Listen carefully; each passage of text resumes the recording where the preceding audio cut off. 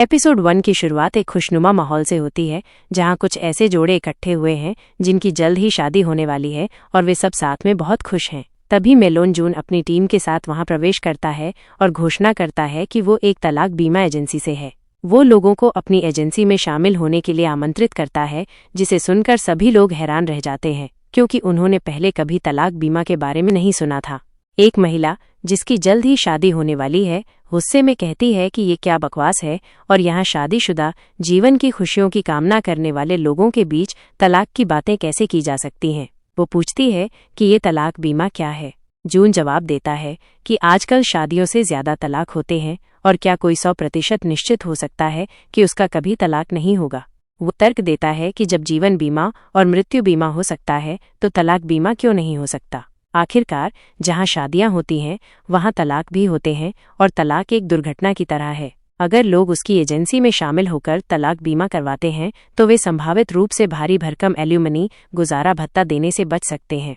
जून की इन बातों को सुनकर लोग भड़क जाते हैं और उसे मारने के लिए दौड़ पड़ते हैं। उसकी टीम अपनी जान बचाने के लिए एक मेज के नीचे छिप जाती है और देखती है कि कहीं लोग अभी भी उन्हें मारने के लिए तो नहीं आ रहे हैं। वहां जिनम जून से कहता है कि उसने पहले ही कहा था कि ये योजना काम नहीं करेगी, लेकिन जून ने उसकी बात नहीं सुनी। जून उसे समझाता है कि उसने कहा था कि ये काम करेगा, बस उन्हें कड़ी मेहनत करनी होगी। हाँ, दियोल और यंग को आपस में लड़ते हुए देखा जाता है।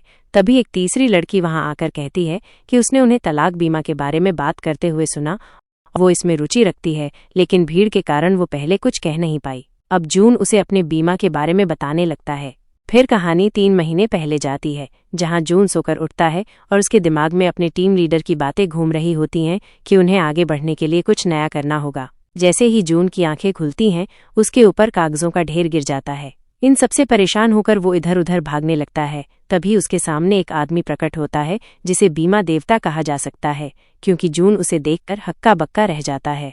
हमें पता चलता है कि इस आदमी ने बहुत सारे बीमा किए हुए हैं और वो जून से भी बीमा करने के लिए कहता है। इसी व्यक्ति की प्रेरणा से जून को एक नई उम्मीद मिलती है और वो तलाक बीमा बनाने के बारे में सोचता है, कुछ ऐसा जो पहले किसी ने नहीं किया था। अगला दृश्य ऑफिस का है, जहां चीफ अपनी पत्नी से बात कर रहे होते हैं। तभी उनकी पत्नी उन्हें तलाक देने के लिए कह देती है। चीफ यह सुनकर बहुत परेशान हो जाते हैं। वो बार बार हेलो कहते रहते हैं, लेकिन उनकी पत्नी कॉल काट देती है। तभी भागता हुआ जून चीफ के पास आता है और कहता है कि उसे एक आइडिया मिल गया है, वे तलाक बीमा करेंगे। टीम लीडर को लगता है कि जून उनका मजाक उड़ा रहा है, खासकर चीफ के अभी अभी हुए तलाक के कारण। लेकिन जून उन्हें अपने प्लान के बारे में बताता है कि कैसे लोगों को एल्यूमनी भी नहीं देनी पड़ेगी। उसका पूरा प्लान सुनने के बाद चीफ कहते हैं कि ये आइडिया काम कर सकता है। दूसरी तरफ ओल को एक सुपरमार्केट में दिखाया जाता है, जहां वो बहुत सारी खरीदारी करती है। बिल चुकाते समय वो सोचती है कि उसने इतना सामान क्यों ले लिया। अब तो वह अकेली है, इसलिए वो सामान वापस रखने लगती है और एक जगह पर खड़े होकर कुछ सोचती है, जिससे पता चलता है कि उसका भी तलाक हो चुका है और वो बहुत परेशान है। यह दृश्य यहीं समाप्त होता है। अगले दृश्य में जून कड़ी मेहनत करके एक प्रेजेंटेशन तैयार करता है, क्योंकि उसे अगले दिन उसे पेश करना होता है। अगली सुबह ऑफिस में वो सभी के सामने अपने प्रोजेक्ट के बारे में बताता है। जून कहता है कि आजकल तलाक की संख्या बहुत बढ़ गई है। तभी यंग नाम की लड़की कहती है कि उसका इस बीमा से क्या लेना देना है, क्योंकि वो कभी शादी नहीं करेगी और हमेशा सिंगल रहेगी। जून कहता है कि यह उसके परिवार के किसी सदस्य या दोस्त के लिए काम आ सकता है। तभी जिन कहता है कि उसे क्या लगता है कि उसका आइडिया काम करेगा, और अगर उसे लगता है कि यह प्रोजेक्ट वाकई में काम करने लायक है तो उसे सबूत चाहिए। उसकी बातें सुनकर सभी हैरान होकर जून की तरफ देखने लगते हैं।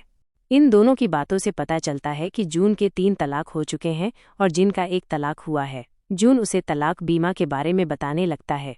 दूसरी तरफ ओल अपना टेंट लगाकर स्वेटर बुन रही होती है। हमें पता चलता है कि उसके पति ने उसे तलाक दे दिया था और घर का सारा सामान भी वापस ले लिया था। जाते समय वो ओल से कहता है कि ये घर वो उसे एलुमनी के तौर पर दे रहा है। ओल कहती है कि उसे इस घर का कर्ज चुकाना है, इसलिए उसके पति ने उसकी माँ से जितने भी पैसे उधार लिए थे वो उसे वापस कर दे। उसका पूर्व पति कहता है कि उसके पास कोई पैसा नहीं है और वो उसे बाद में देगा। ओल कुछ कहती है जिसे वो तुरंत ठीक कर लेती है। यह देखकर उसका पूर्व पति कहता है कि वो कभी नहीं सुधरेगी और उसे वहीं छोड़कर चला जाता है। ओल परेशान होती है कि अभी अभी क्या हुआ।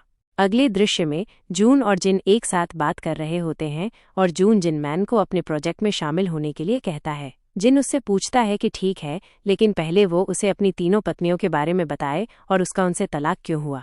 जून बताता है कि उसकी पहली पत्नी और उसकी शादी को देखने का नजरिया अलग था, दूसरी पत्नी और उसकी दुनिया को देखने का नजरिया अलग था, और तीसरी पत्नी के साथ तो क्या ही कहे, उन दोनों की जीवन शैली ही अलग थी। ये सुनकर जिनमैन पूछता है कि शादी को लेकर अलग अलग नजरिया का क्या मतलब है, क्या वो ओपन मैरिज चाहती थी। जैसे ही जून हाँ कहता है, जिनमैन के मुंह से ड्रिंक बाहर निकल जाती है और वो कहता है कि क्या ये कोई हॉलीवुड है। जून कहता है कि अब उसकी बारी है, इसलिए जिनमैन को अपने बारे में बताना चाहिए। जिनमैन अपने सिर के ऊपर प्यारा सा दिल बनाकर कहता है कि वे दोनों बेस्ट फ्रेंड हैं। उसकी पत्नी एक डिजाइनर थी और हमेशा अपने काम में व्यस्त रहती थी, जबकि वो घर को गंदा करता था।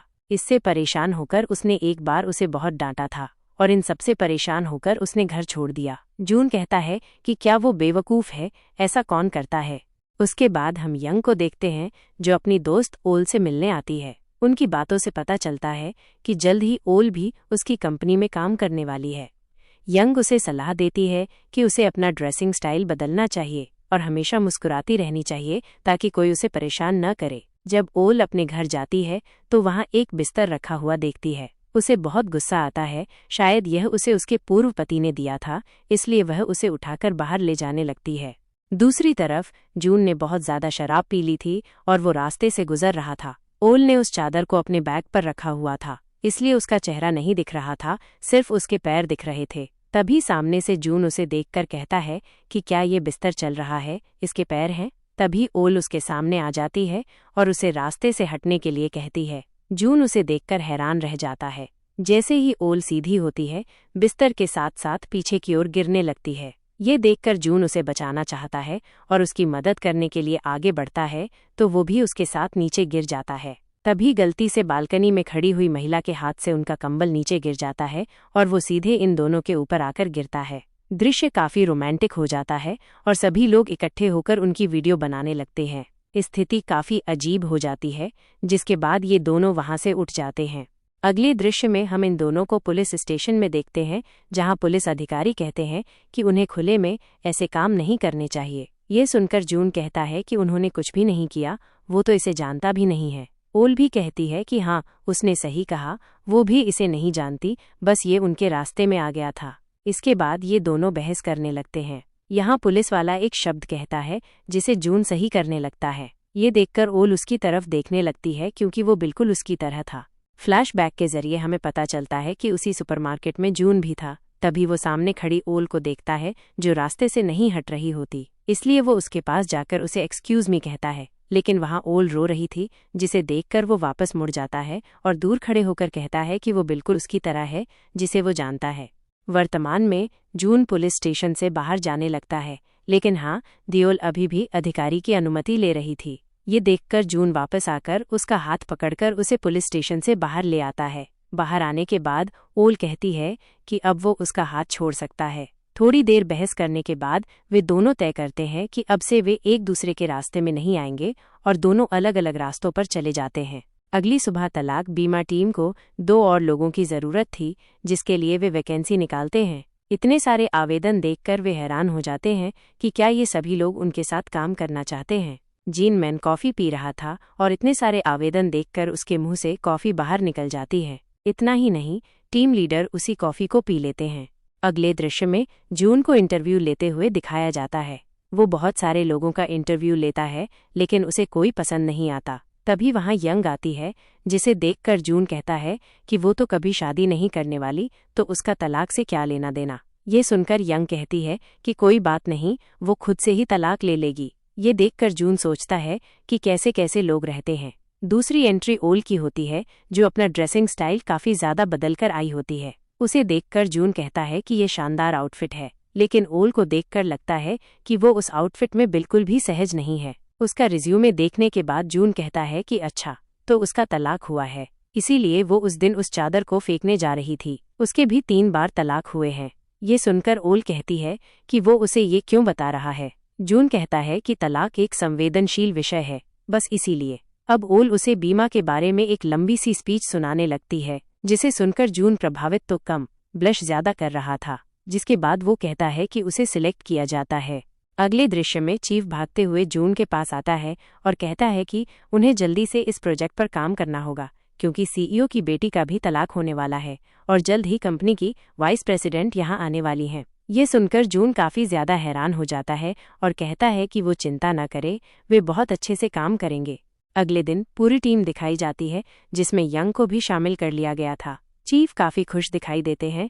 तभी ओल उन्हें बताती है कि वो स्माइली नट है, मतलब इसे कोई परेशान न करे, वरना ये काफी बिगड़ भी सकती है। वाइस प्रेसिडेंट की बातें करते हुए वे लिफ्ट में चढ़ जाते हैं, लेकिन लिफ्ट नहीं चल रही होती। थोड़ी देर बाद लिफ्ट नीचे की ओर गिरने लगती है और सभी लोग काफी डर जाते हैं। तभी टीम लीडर वहां पर गैस लीक कर देते हैं, जिसके बाद सभी लोगों की हालत काफी खराब हो जाती है। टीम लीडर सभी से माफी मांगने लगते हैं।